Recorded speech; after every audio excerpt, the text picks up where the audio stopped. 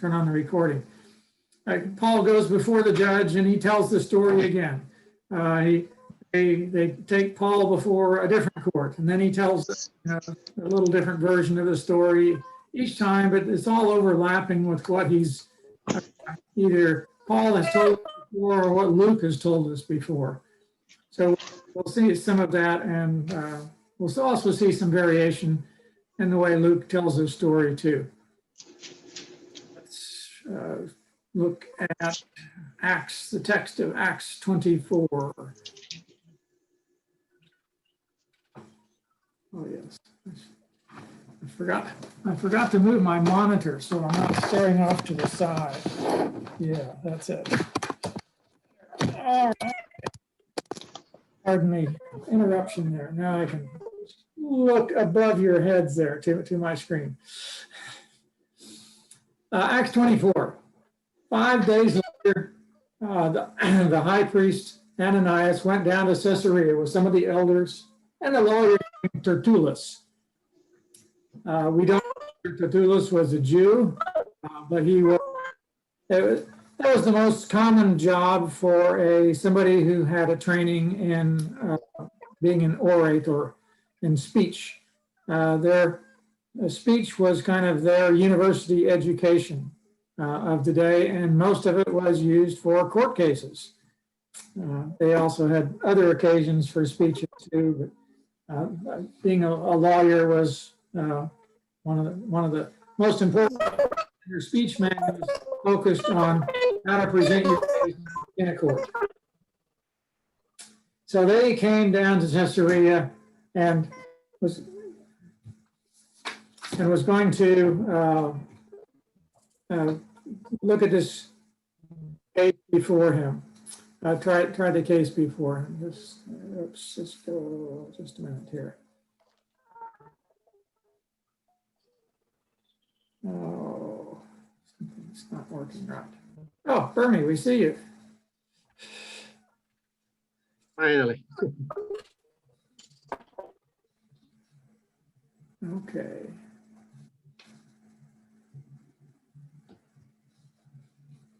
All right, let's go back to the screen.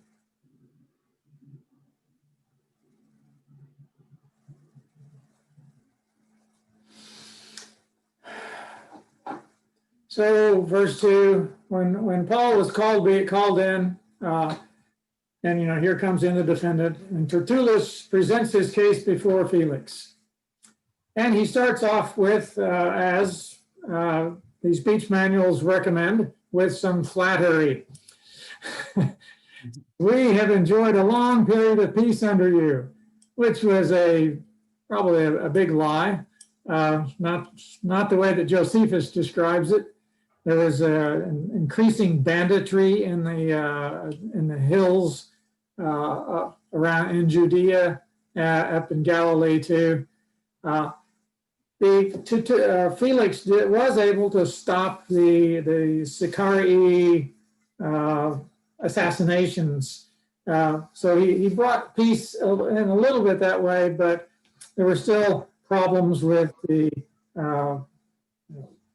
robbers and revolutionaries hiding out in the hills. But Tertullus says, we've enjoyed a long period of peace under you. Your foresight has brought about reforms in this nation. I'm not sure what they would have been, but he is saying, yes, Felix, you're great. We like you. We hope you like us.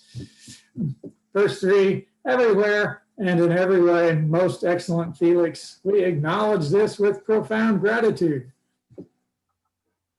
Anyway, even if Tertullus is not a Jew, he is speaking on behalf of the Jews. So he wants to say they are all very thankful for that Felix is running the province, which certainly not true of a lot of Jews. May have been okay for the Jewish leaders, but so he says, verse 4, in order to not weary you further, I would request that you be kind enough to hear us briefly. And these were kind of commonplace phrases that were used in law courts of the time.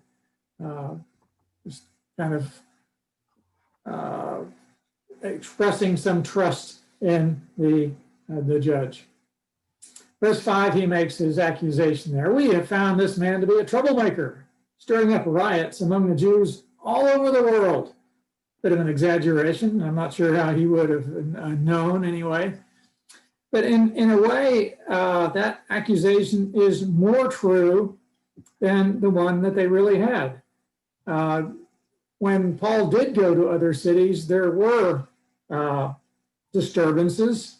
It wasn't Paul's fault, but those disturbances did happen when he was there, as opposed to the charge before him in this case was that he brought a Gentile into the temple, which was completely false.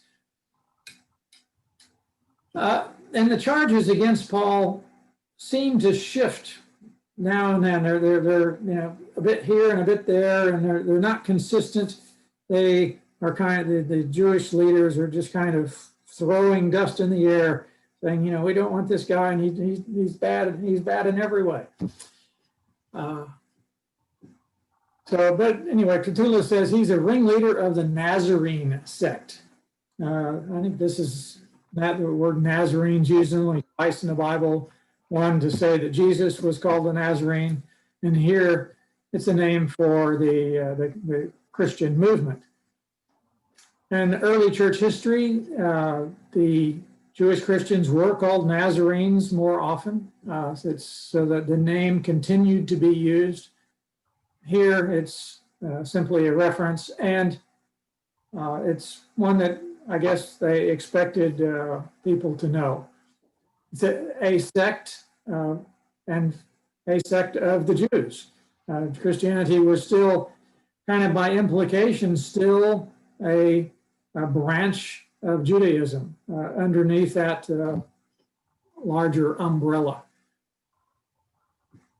Tertullus says he's one of their leaders. In verse 6, he even tried to desecrate the temple. So we seized him. Well, that was the accusation. Verse 7, you can see here, there is no verse 7. And this is the New International Version. In the King James Version, verse 7 talks about that Lysias took Paul away from them by force. That is not in the oldest manuscripts, so that's why the NIV does not include it. But it was in the version, the manuscripts that were used when they put in verse numbers in the Bible. That was in medieval ages, and called by somebody named Stephanus. I've forgotten. Anyway, they had chapter numbers early, long before that, but he put verse numbers into the Greek text too. And the Greek text that he used had this phrase about Lysias, the commander in Jerusalem, taking Paul by force. There was, in the book of Acts, there's kind of two major texts. In the Eastern Roman Empire, they had a little bit shorter text. In the Western Empire, the one that got translated into Latin, they had a longer text. Somebody had put in some more educated guesses, is what most of them seem to be like. We don't know whether they're original, but as far as we know, they are not, because the older manuscripts don't have it. So that's kind of most people who examine the text have opted for the old one being more accurate. When texts were copied, it was easy for explanatory comments in the margin to get tucked into the text as well. So it was easy for texts to get longer, but not so easy for them to get shorter. That's just a general rule of thumb. There's a lot of complexity in how copies were actually made and what kind of mistakes were made. In this case, they think that the whole verse was an educated guess that was put into the text, to kind of an amplified Bible of the 4th century. Anyway, in verse 8, they kind of defer. It says, they make all these accusations, and then in verse 8, they tell Felix, says, well, by examining him yourself, you'll be able to learn the truth about all these charges. They're saying, look, you ask him, is he going to admit it right in front of them? It highlights their lack of evidence, of lack of witnesses. In some ways, it would have been, if they were plotting together to murder him, it seems like it would be pretty easy for them to plot together to get some false witnesses, just like they did with Jesus. And they could have a couple false witnesses and say, oh yeah, we saw Paul take some Gentile into the temple. But they didn't seem to go that direction. They didn't. They were still trying to make accusations and bring him. Basically, the Jewish leaders were trying to get him out of Roman courts and back into their own. That was their strategy, because they knew they thought once he is in our own court, then we can kill him. Verse 9, the other Jews joined in the accusation, asserting that the things were true. So, oh yeah, he tried to desecrate the temple, but they don't give any specifics. Verse 10, the governor motioned for Paul to speak. He was able to speak on his own behalf. He had some rhetorical wisdom, whether maybe training or not, he was able to speak. And Paul does not start with flattery, but he does not say, I know for a number of years you've been a judge over this nation, so I gladly make my defense. He's got some experience. Verse 11, you can easily verify. This is like, you can check for yourself if you want. I no more than 12 days ago, I went up to Jerusalem to worship. Paul, it's like, I don't know whether he could not call witnesses of his own. He could call, say, he stayed in the home of Nason on the way to Jerusalem. He could have called Nason and said, oh yeah, and so he could verify exactly when Paul arrived in the area. But Paul was in prison. His options were more limited, and the court system was not as fair as it ought to be. So he says, I went up to Jerusalem to worship. Verse 12, my accusers did not find me arguing with anyone at the temple, stirring up a crowd in the synagogues, or anywhere else in the city. So Paul was not attempting to cause trouble. Trouble ensued, but Paul was saying, I was not doing that. Verse 13, they cannot prove to you the charges they are now making against me. And the proof would have to be with eyewitnesses. The real eyewitnesses, it was a false charge, so there really weren't any eyewitnesses, but the supposed eyewitness were these Jews from Asia who thought that Paul had brought Trophimus into the temple, but they were gone. They had gone back to Asia, apparently. But verse 14, Paul does admit, it's like in this court, he says, okay, I confess, I confess I am a Christian. I worship the God of our ancestors as a follower of the way, which they call a sect. So Paul is still presenting himself as part of a Jewish sect, a Jewish religion. He says, I believe everything that's in accordance with the law that's written in the prophets. I've got the same scriptures that all these other guys do. I have the same hope in God as these men themselves have, that there will be a resurrection of both the righteous and the wicked. That's probably not true of all of his accusers. Some of them would have been Sadducees. Verse 16, so I strive always to keep my conscience clear before God and man. So Paul is basically, in quite a few words, saying, innocent, not guilty. I didn't do this. I didn't do this. I didn't do what they were accusing me of. I haven't done anything else either.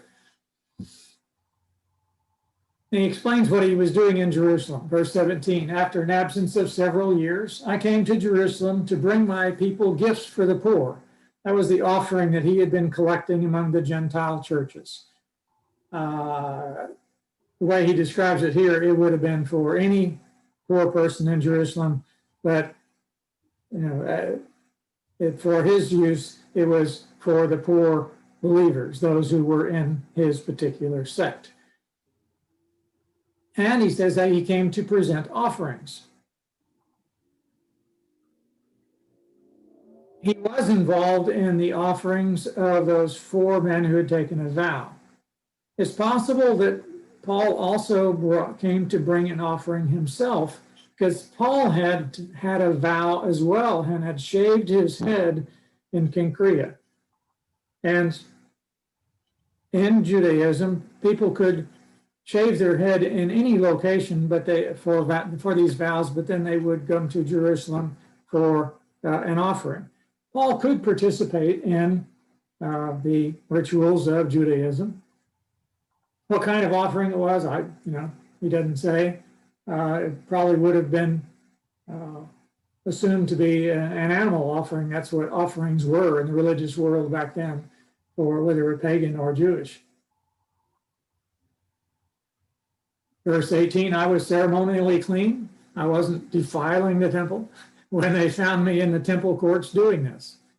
There was no crowd with me, nor was I involved in any disturbance. Well, that doesn't sound quite true. He was involved in a disturbance. They about tore him in half. He must mean, he was not involved in provoking it. It was those Jews from Asia that provoked the disturbance. So he was a victim of disturbance more than an instigator. Verse 19, but there are some Jews from the province of Asia, and the implication is there that they are the ones who made the accusation. They ought to be here before you and bring charges if they have anything against me. So, but they're not here. It's like I'm being accused, and they're making wild accusations, but they've got no evidence. Or those who are here, those Jewish leaders, he says in verse 20, they should state what crime, and then here Paul shifts the location of the crime, what crime they found in me when I stood before the Sanhedrin. He's saying, well, of course, he'd already said he didn't do anything wrong in the temple. He didn't instigate the disturbance there. All right, there was a disturbance in the Sanhedrin. So he says, oh, well, what crime did I commit when I was at the Sanhedrin? Verse 21, unless it was this one thing I shouted as I stood in their presence. It's concerning the resurrection of the dead that I'm on trial before you today. So he comes back to the resurrection several times. And Luke himself emphasizes the resurrection of Jesus much more than the death of Jesus. Paul tends to give more emphasis to the crucifixion and some to the resurrection. Luke has a somewhat different emphasis, but here, the way Luke is telling the story, Paul keeps coming back to this as well, that he is on trial because of his belief that stems from the resurrection of the dead. And it gets more specific as a little later in the chapter too.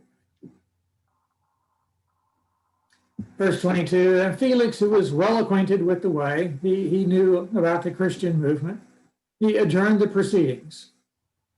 Apparently he wanted to get some more information from Lysias. When Lysias, the commander, comes, he says, I will decide your case. So he can tell me what was going on, how you came to be arrested, what the disturbance was about. Of course, Lysias didn't really know what the disturbance was about. He was trying to make sense of it himself. It was kind of a chaotic mob. Verse 23, Felix ordered the centurion to keep Paul under guard, but to give him some freedom and permit his friends to take care of his needs. That was typical of most prisoners at the time. The prisons didn't supply food, so friends had to take care of their needs. So the friends were able to come, but he says he was able to give them some freedom. What that would entail, I'm not sure, whether it probably meant that he was not chained up, but just perhaps in a cell. And he was in one of the better prisons, I guess, because it is in the palace of the King Herod had built it, and it was now the palace being used by the Roman governor. Probably a dungeon in it or something like that, but it's still better than many other dungeons. Now he ordered the centurion to keep Paul under guard. So he's committing some of his own resources to do this. It's not like, it's like jails are not free to build or to guard. The guards may have something else to do. Felix has some reason for keeping him under guard in prison in some way. And it's not just a totally arbitrary thing, but Felix has to expend some of his resources to do it. Sure. Several days later, then Felix came with his wife, Drusilla, who was Jewish. So, okay, she's Jewish. Maybe she'll have some insight on what's going on here. He sent for Paul and listened to him as he spoke about faith in Christ Jesus. So Paul was able to explain the gospel, Christianity. As verse 25, as Paul talked about righteousness, self-control, and the judgment to come. Felix was afraid because he didn't have much righteousness and self-control. He didn't like this idea of judgment to come. Felix was, that's enough for now. When you may leave. When I find it convenient, I will send for you. Verse 26, at the same time, he was hoping that Paul would offer him a bribe. So he sent for him frequently and talked with him, had little discussions. He must have enjoyed the conversations in some way, even if he did have this desire for a bribe too.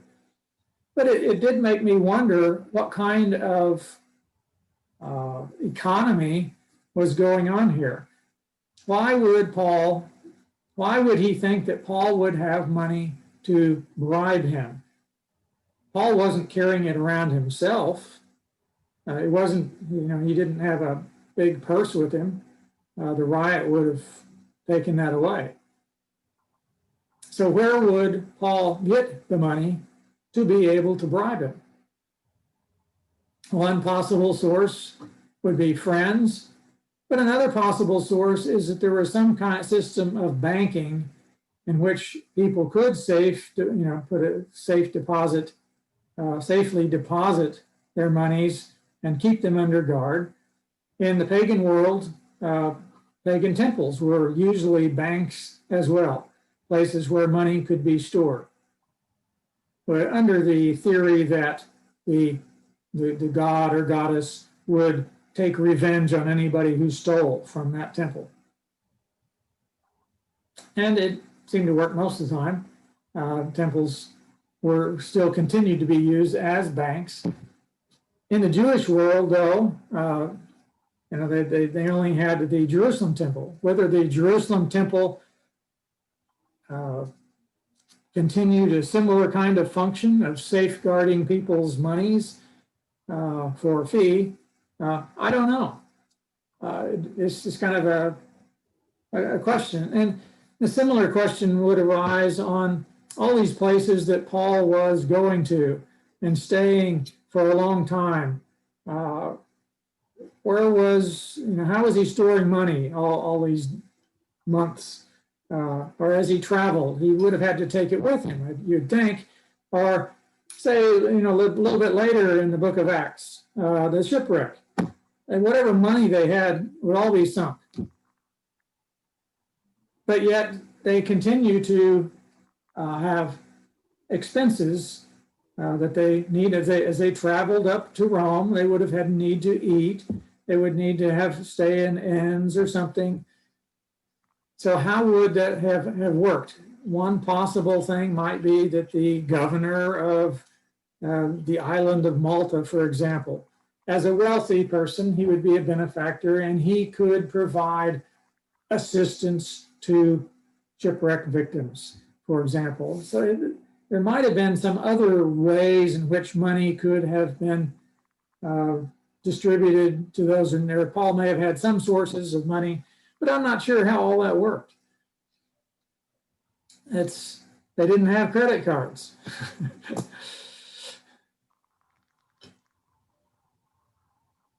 So that's, yeah, I don't recall anybody addressing that way. I see lots of articles about the coins that they used, but they could have been carrying a large quantity of coins around with them all the time. That seems doubtful when robbers were reasonably common. And then if you got robbed, have you lost your entire life savings? So those savings need to go somewhere. I don't know how that worked. Anyway, Felix was looking for a bride, but he never got it. Maybe because Paul didn't have any money. Anyway, he never got it. And Felix wanted to grant a favor to the Jews. He said he knew that the Jews did not want Paul released. They wanted to kill him. He wasn't completely granting that favor to turn them over into their hands, but he did at least keep Paul in prison, which was, I guess, their second best thing, is what they wanted. He left Paul in prison. And Paul's trial before Festus in chapter 25, 3 days, so 3 days after arriving in the province, and this is probably a common procedure, Festus, arrived in Caesarea, and then he takes a tour and goes to look at what his area that he's supposed to be ruling, what it is.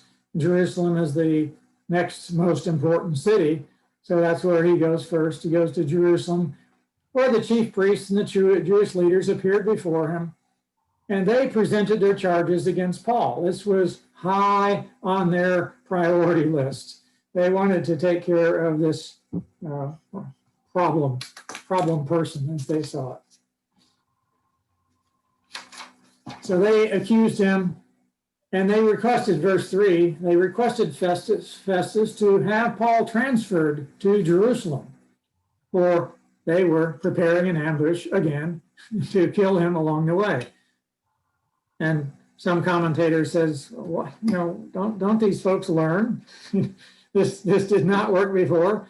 But no, the history of the Jews at this time, in this time period, the period leading up to the revolution against Rome, shows that no, they didn't learn. People kept trying the same thing. They're irrational in their animosity and in their approach to how to take care of the problem. I suppose if they had an ambush at night, they could claim that they were not involved. No, that was just robbers, ordinary robbers. Maybe that was part of their plan. But Festus said, well, no, we don't have to wait that long. Paul's being held at Caesarea, and I'm going there myself soon. So let some of your leaders come with me. And if the man has done anything wrong, they can press charges against him there. So, let's take care of this as quickly as we can. As soon as I get back to Caesarea, we can do it.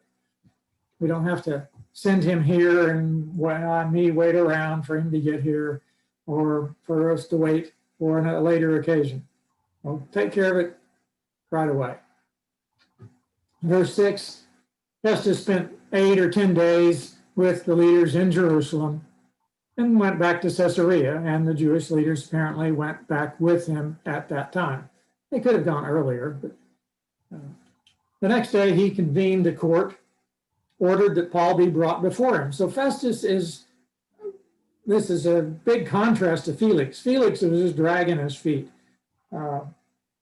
taking a long time. Festus got right to it. He convened the court, ordered that Paul be brought before him. When Paul came in, the Jews who had come down from Jerusalem stood around him. They brought many serious charges against him, but they couldn't prove them. So this was, again, this pelting him with different accusations. He did this wrong, he did that wrong. But they were just accusations, and they were not bringing the evidence. Verse 8, Paul made his defense. Not guilty. I have done nothing wrong against the Jewish law or against the temple or against Caesar. So he's saying that in all these areas of jurisdiction, I haven't done anything. But Festus wanted to do the Jews a favor. That's a reasonable thing for a new governor to do. He said to Paul, "Are you willing to go up to Jerusalem and stand trial before me there on these charges?" It's interesting that Festus would even think about conducting a trial in Jerusalem, because that wasn't his normal seat of governance. In Jerusalem, the high priests, the Sanhedrin, had trials, but the governor, that wasn't his normal place for doing it. Although Pilate did it in the case of Jesus. But there's more to it than that, as Paul realized. It's not just standing trial before Festus, but the intent is that Festus would even though Festus was there, he would turn the trial over to the Jews. Paul answered in verse 10, "I am now standing before Caesar's court." That's where I ought to be tried. He doesn't mention it here, but he has mentioned it earlier. He's a Roman citizen. He should be tried under Roman jurisdiction. I haven't done anything wrong to the Jews, as you yourself know very well. He's saying, in a way, he's accusing Festus of holding him unjustly. So he's taking a little risk here with his pushing back at Festus, because Festus is not doing what he ought to. Verse 11, Paul says, "If I'm guilty of doing anything deserving death, I don't refuse to die. That's okay, but I haven't. If the charges brought against me by these Jews are not true, no one has the right to hand me over to them." So Paul could see that the goal there, or the plan, was to hand Paul over to the Jews, which he knew he would not be safe there. So he pulls out, the get out of jail card. Well, not quite. "I appeal to Caesar." He pulls out his most important right, I guess. "I'm not getting a fair trial here. I am kind of fed up with this crooked court. I want to go." Even though Caesar is not known to be a nice guy, it's like I'm facing sure death here. I'm better off with Caesar than I am here. So I appeal to Caesar.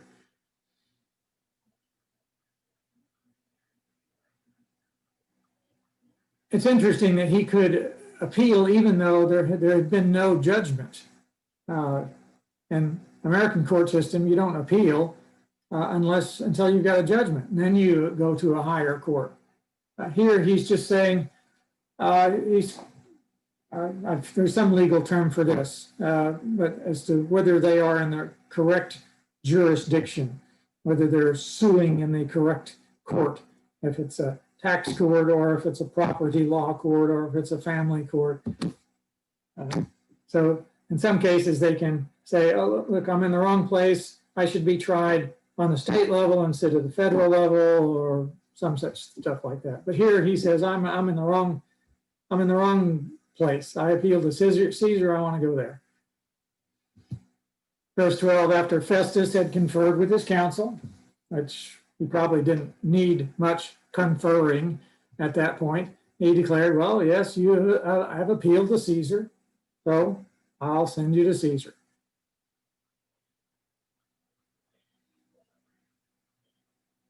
Although, Paul had already acknowledged that this was Caesar's court, but appealing says, I want to go to Caesar himself. Most people who appealed to Caesar himself didn't actually see Caesar either.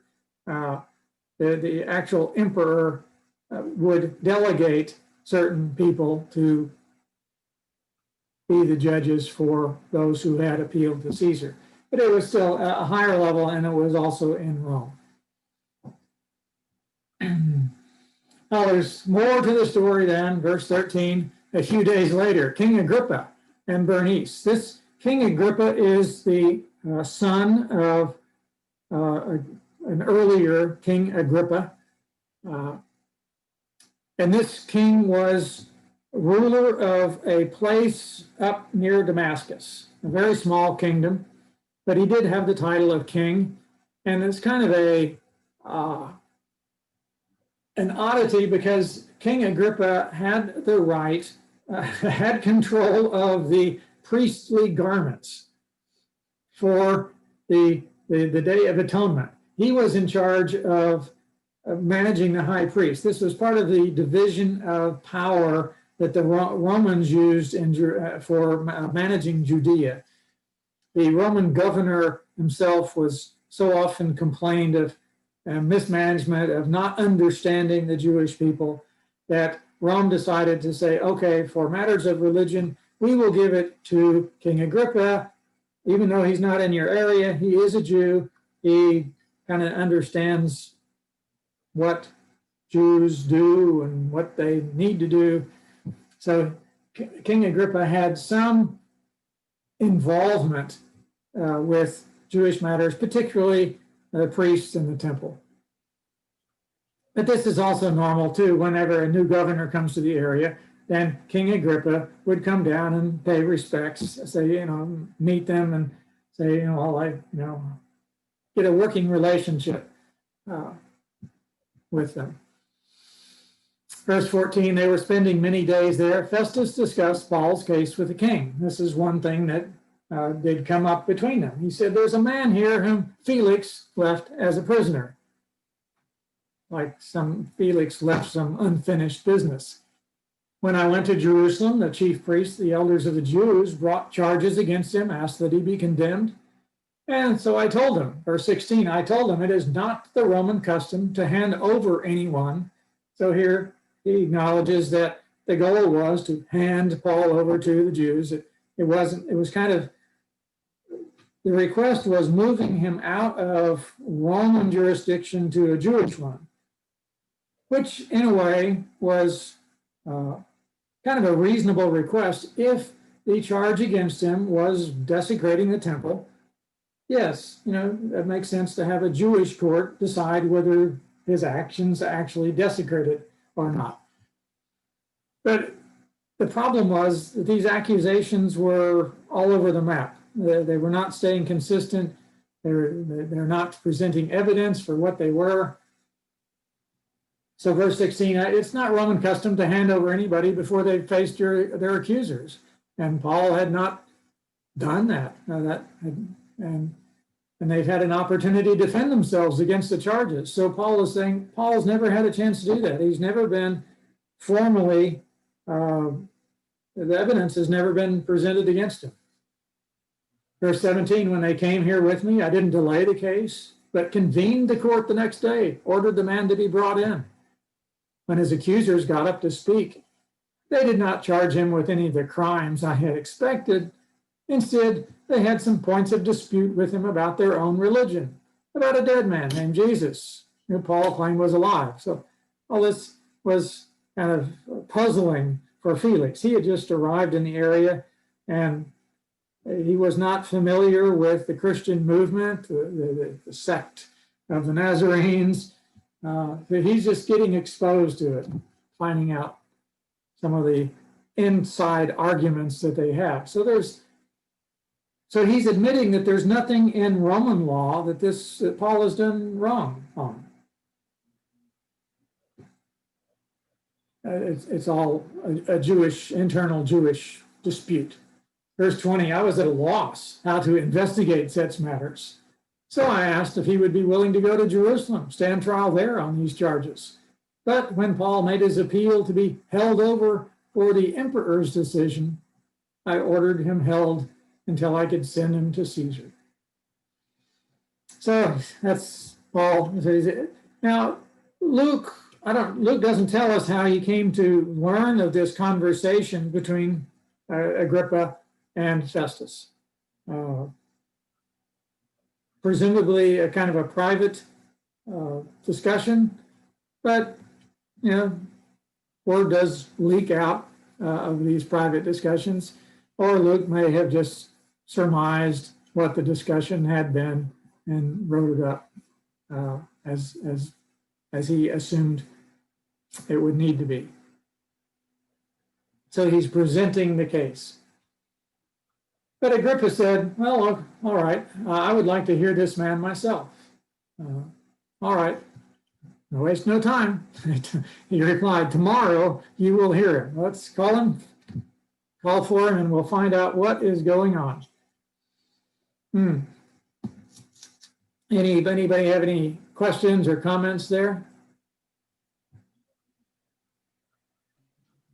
I wonder what will happen if Paul agreed to go to Jerusalem. I mean, in terms of God.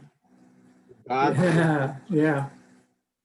Since God had already told him that he would eventually go to Rome, but God would have to work it out one way or another. Or maybe this is the way that God worked it out.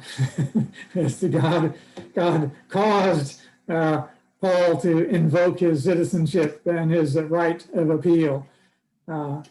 He caused Lysias, the commander, to intervene in the temple riot.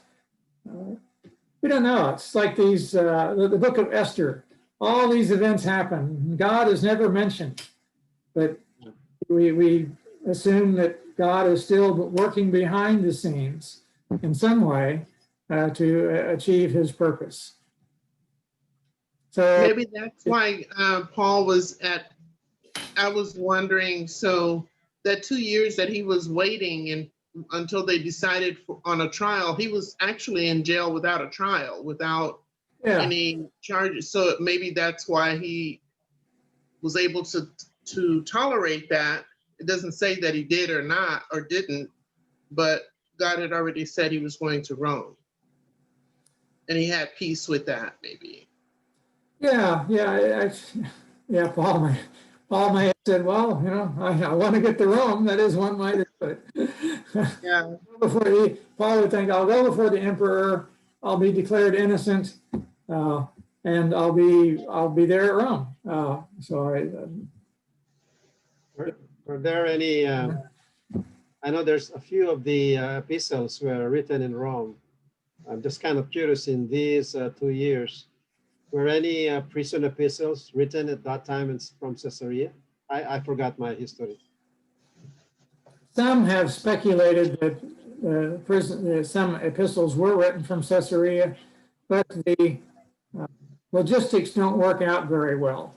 For example, when he was writing to Philemon, is one prison epistle. Philemon came to Paul in prison, and then Paul was going to send him back. Philemon came not as a Christian, but he was converted after he was with Paul. And it's very unlikely for a runaway slave to go from Asia Minor down to Judea. Most runaway slaves went to Rome, where they could get lost in the big city.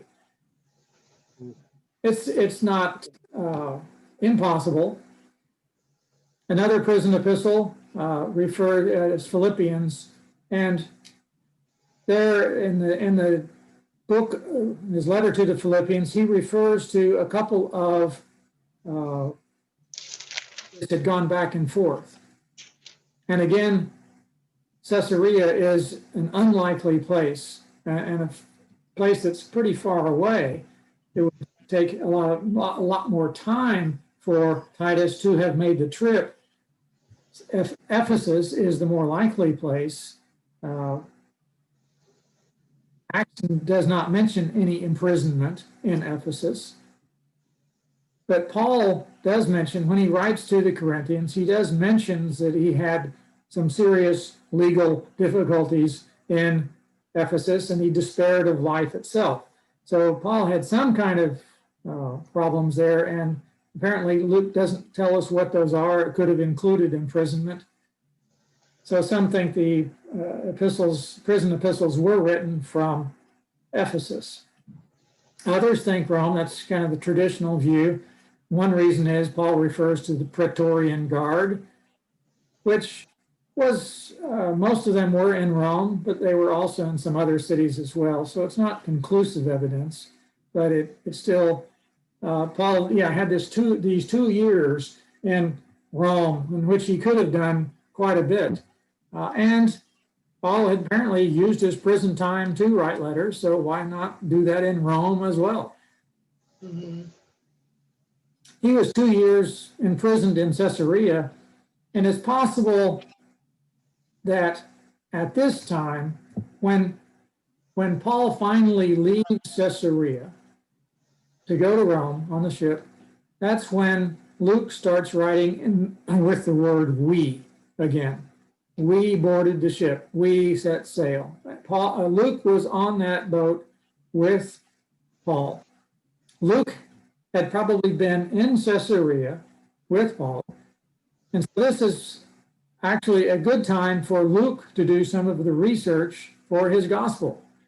Mm-hmm. This is where he could have talked to people who knew the disciples, who were on the mountainside and were part of the crowd being fed.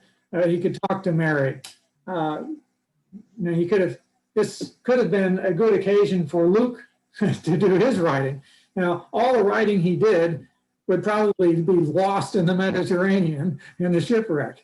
But having done the work, he would have been able to recreate it fairly easily. In fact, he might have gotten to Rome and found there the Gospel of Mark and been able to integrate his research into that gospel. That's all speculative. Who knows what went on? I was just reading a book earlier today about what Paul did between Jerusalem and Antioch, these silent years, when the church started in Antioch, and then Barnabas went to get Paul in Tarsus. What had Paul been doing all those years? Well, one thing is, we know Jesus had commissioned him to preach the gospel, and Paul, being a zealous person, probably did it. And another clue is Luke tells us when they wrote the Jerusalem decree, and they sent the letter not just to Antioch, but also to churches in Cilicia, which is the area where Tarsus is. Luke has not told us anything previously about churches in Cilicia, but they were there. How'd they get there?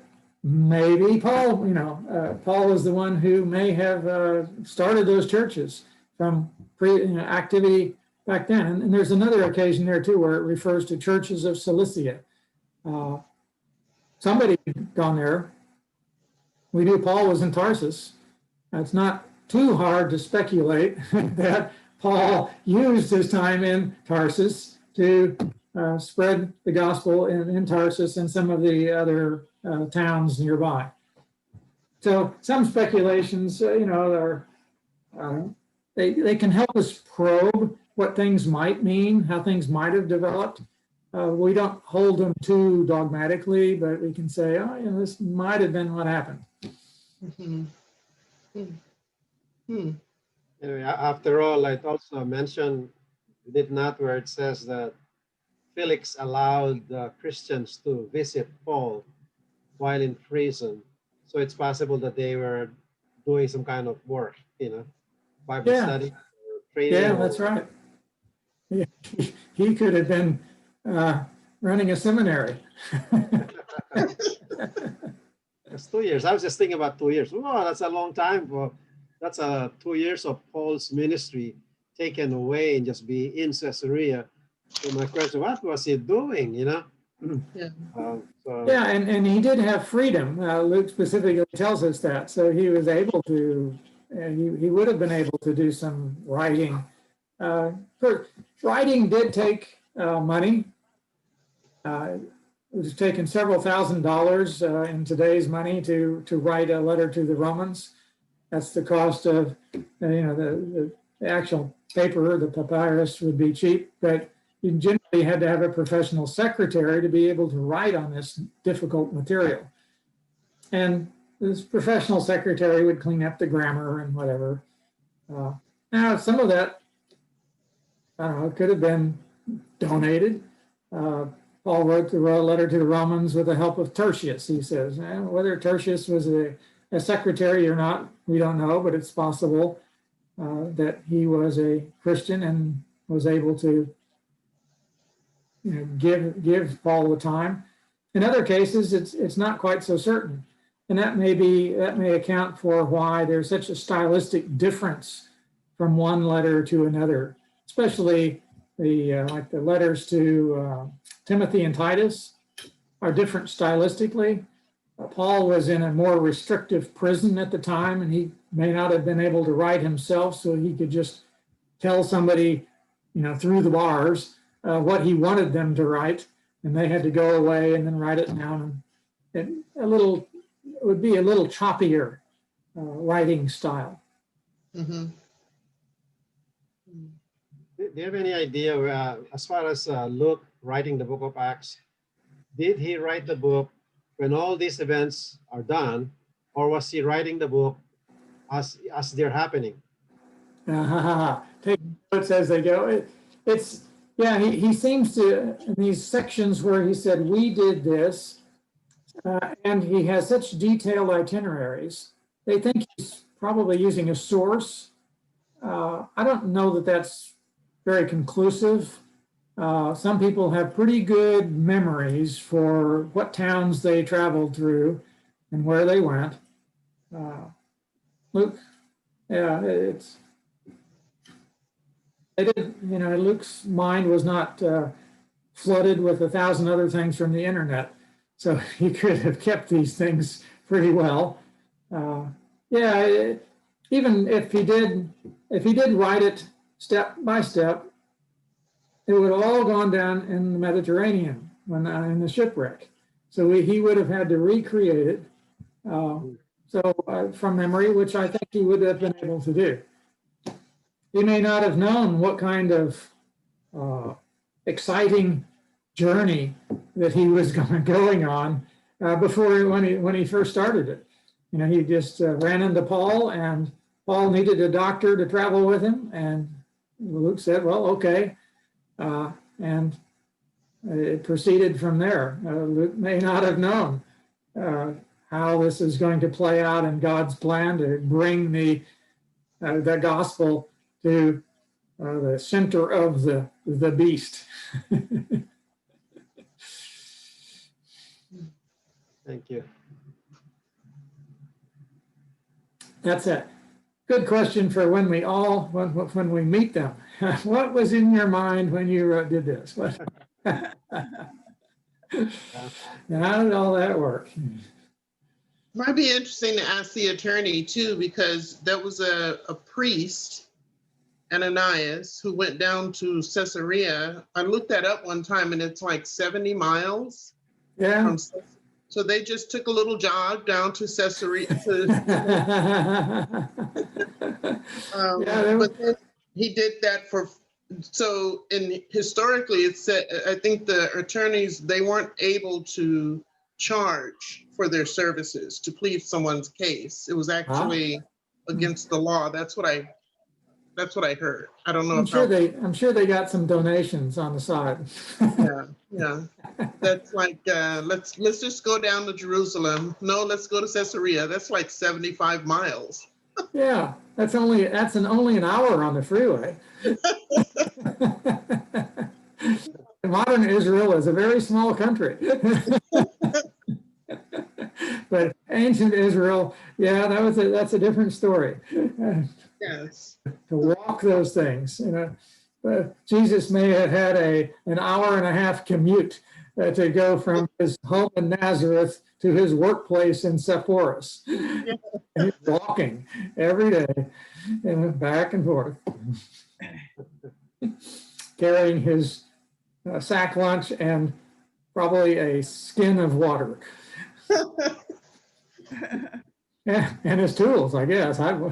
Whoa. The roads weren't paved. There was no walking trails. There was, it was a tough walk too. Well, yeah, I guess they used developed camels. trails, yeah. But yeah, wow. Yeah, it wasn't necessarily easy. It's the Roman roads were good because they were kind of paved with stones. The other roads would have turned to mud whenever in the rainy season. And Right. that's why armies generally didn't do anything in winter. They didn't attack. That was time off. Weather was not conducive to moving a lot of troops around. Some of the pictures that you see of other countries, like when you get that screensaver that comes up when you when you turn the computer on, there are countries that are, in Europe somewhere, or they will show roads like in Italy or somewhere like that. There's roads that obviously are very old, and you look at the stones that they have on those retaining walls, and I wonder who did that. How did they even get that there? That might have been conscripted labor by the Roman army. Some of those places must have been there for at least hundreds of years. Oh, yeah. Yeah. Yeah, their perspective on time is just very different than Americans. Yeah. Barb, you've seen some of those 2,000, 4,000-year-old buildings. Very Yes, interesting. I have. We forget how young America is. Yes. They preserve their history, whereas we tend to be more contemporary. Yes. Some of our British members live in houses that are older than our country. That's right. There are battles now going on for different sites to preserve certain locations in this country as quote unquote historic sites. And the age of those places doesn't even compare to some of the places. Right. That's right. Right. I remember when we were I in think it's a 75-year-old building and it is historic.